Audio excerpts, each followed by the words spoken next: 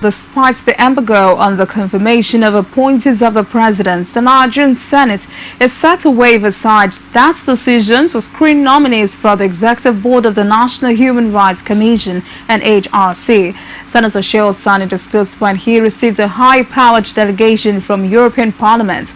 Chika Odita completes the story.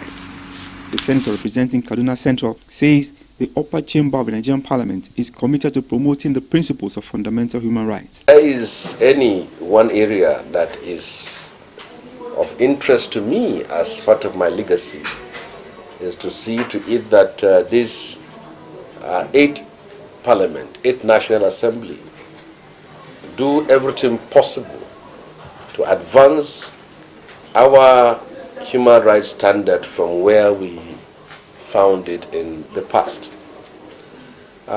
Just recently, the Senate has decided to wade in, despite the tiff between the executive and the parliament.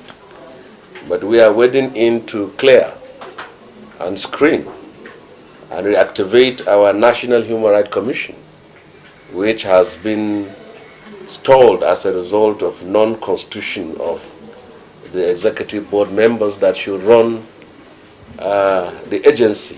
But we have now resolved to screen the nominees that we can, the nation can work with. He laments that the issue of human rights abuses in form of political intolerance and attacks aimed at the media are still rife in Nigeria, even under democracy. We will still have cases of people arrested for their views. You still have cases of people detained for their own perspectives. You also still have security agencies still unable to adapt themselves to the reality of what a democratic society should symbolize. In our new world with security challenges, where the war against terrorism and insurgency is a prime importance. It's of prime importance to states, both democratic and non-democratic. We have seen the temptation from democratic governments to sideline human rights issue in the pursuit of the prosecution of war against terror. And it is our concern that democratic states within the continent should be able to balance their security exigencies with their obligation to respect the fundamental rights of citizens. We have had cases where people were arrested on terror charges or suspicion. We have had cases where people are suspected of collaborating or colluding with terrorists. Inasmuch as we are desirous of eradicating the scourge of terrorism in Nigeria, in West Africa, and the whole of the African continent.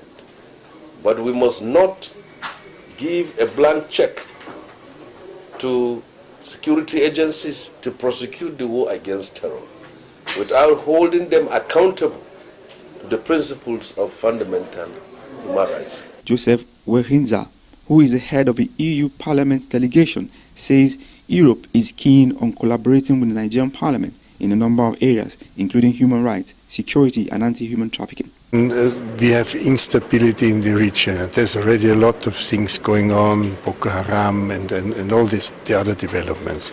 The senator for us is a very, very important person because his record on human rights is known everywhere, in your country but also in Europe. So for us to go here, it was clear that we wanted to see him, we wanted to hear his views, his perceptions and his proposals, because we are optimistic, we are positive, and we have this problem of human trafficking, and for us it was the same shock as it was for you to see that there was a kind of slave trade established, and they Recall that the Senate instituted a probe into the alleged resumption of Tony Ojukwu as Executive Secretary of the National Human Rights Commission without confirmation from the Senate.